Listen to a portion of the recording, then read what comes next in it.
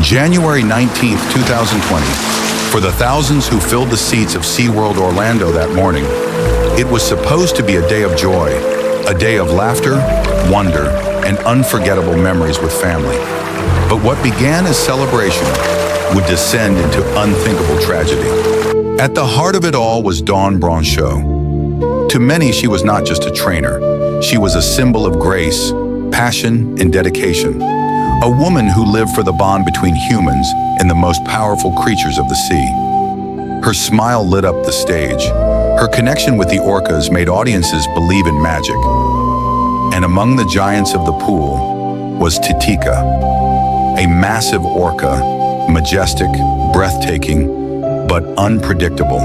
To the audience, Titika was a star. To Dawn, a partner. But beneath the surface, something far more dangerous stirred. Behind every roar of applause, behind every polished performance, there is a truth the audience does not see. A truth hidden in the silence of the tanks, in the restless pacing of a captive predator. A truth that, on this day, would reveal itself in the most horrifying way. Before we dive deeper into Dawn's story, take a moment with me. This channel exists to bring hidden tragedies into the light, so the world never forgets, and so history never repeats itself. Subscribe so you never miss the stories that matter. Stories that demand to be remembered. Like, because every voice of support strengthens the fight for truth. Every click tells the world that lives like Dawn's were not lost in vain. Share, because silence is the enemy of memory. Share this story so others may understand the price of human-animal captivity. Dawn Brancheau wasn't just a trainer, she was a dreamer. Since childhood, the ocean had called to her. While other children dreamed of fairy tales or movie stars, Dawn dreamed of the sea, of whales gliding beneath endless waves, of standing beside creatures larger than life itself. She spoke of one goal with unshakable certainty: to work with orcas, the giants of the deep. To her, they weren't monsters, they were mysteries, majestic beings whose power was matched only by their beauty. At SeaWorld Orlando, her dream became reality. She wasn't just another trainer, she became the star of the show. Graceful, calm, magnetic, Dawn commanded not only the pool, but the hearts of every audience that watched her. And then there was Titika. To the audience, Titika was a performer, an orca who could leap, spin, and amaze. But to Dawn, Titika was more than that. She was a partner, a friend, a soul she believed she could understand. Their bond was mesmerizing, an unspoken language of trust. Every dive, every synchronized leap, every glance seemed to whisper a story of unity between human and beast. But beauty can be deceptive. Beneath the surface of every pool lies uncertainty. Behind every performance, there is risk. For orcas are not gentle giants. They are apex predators, intelligent, powerful, unpredictable.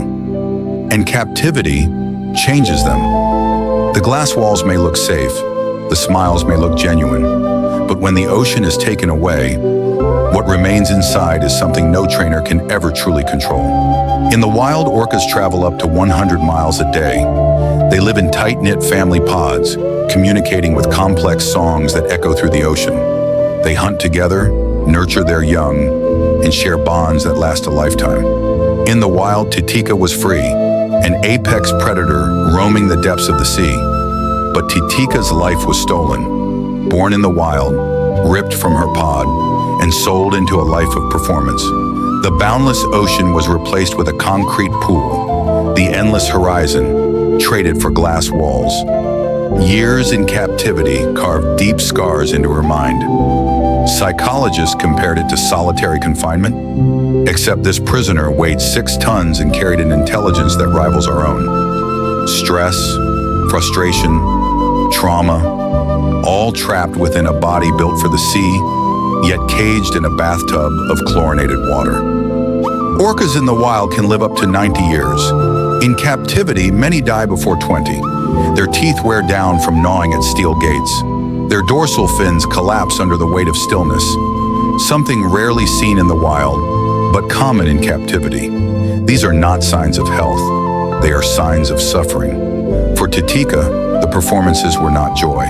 They were routine, tricks rehearsed for applause, rewards of frozen fish, and long silent hours alone when the crowds disappeared.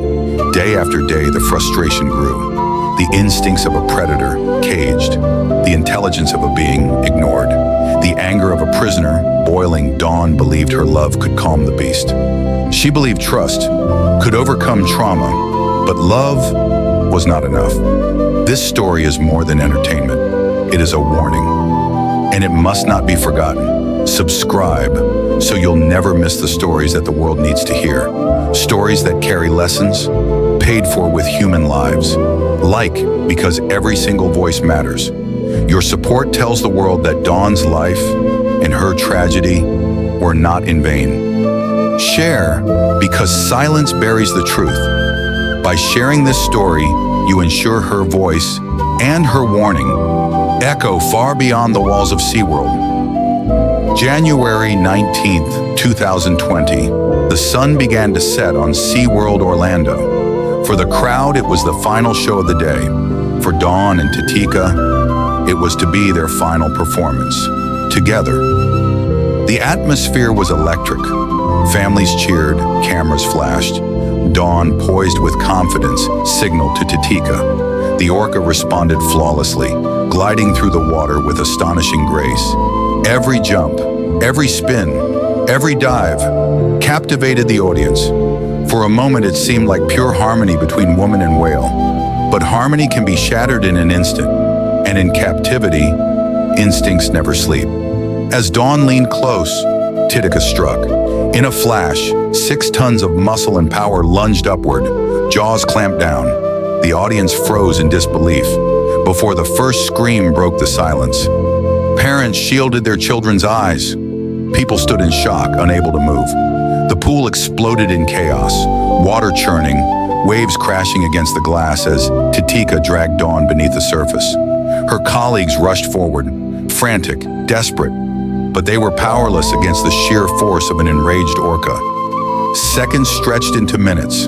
Again and again, Dawn surfaced, only to be pulled back under. The water turned crimson, and with each desperate moment, hope slipped further away. To the terrified audience, it was unthinkable. To Dawn's fellow trainers, it was their worst nightmare realized. The woman who had given her life to these creatures was now fighting for it against the one she trusted most. Minutes felt like hours. By the time rescuers pulled Dawn from the water, it was too late. The stadium, once filled with cheers, was now drenched in horror. The woman who inspired thousands, who devoted her life to these animals, had been claimed by the very beast she loved most. Dawn's death shook the world. Within hours, headlines spread across the globe. A life lost, not in war, not in an accident, but in a place where joy and wonder were supposed to thrive. The questions came quickly. Should humans share such close contact with predators? Should these magnificent creatures remain imprisoned for entertainment? Or had this tragedy been the inevitable consequence of ignoring nature's warnings? Dawn's family mourned not just the loss of a daughter, a wife, a sister, but the loss of a dreamer. Her colleagues lost a leader. Her audience lost a hero. And Tatika, she was not a monster. She was a victim too. A victim of captivity, a victim of confinement, a victim of humanity's desire to control the uncontrollable. Because when humanity cages nature's giants, when we trade the ocean's freedom for glass walls and applause, tragedy is not a matter of if, it is a matter of when. If Dawn's story has moved you, let it not vanish into silence. Her life, her passion, her tragedy must never be forgotten. Subscribe to learn the lessons that tragedies like Dawn's leave behind. Stories that remind us of the fragile line between human ambition and nature's truth. Like to honor Dawn's memory, to stand in respect for a woman who gave everything to the creatures she loved. Share, because only by sharing her story can we spark change. Only by spreading the truth can we protect others from the same fate. In the end, it was not hate that killed Dawn Brancheau. It was captivity, a predator caged, a dreamer trapped by the illusion of control. Her death was not just a tragedy, It was a mirror held up to humanity. What do we see when we look into that mirror? Do we see entertainment or exploitation? Do we see connection or cruelty? The lesson is clear. When we imprison the giants of the sea, we don't just take away their freedom, we gamble with human lives. Orcas are not monsters. They are victims of our decisions. And every tragedy reminds us, nature cannot be tamed behind glass walls. Her story should not fade into silence. Humanity must choose. Will we keep repeating history, or will we finally set them free?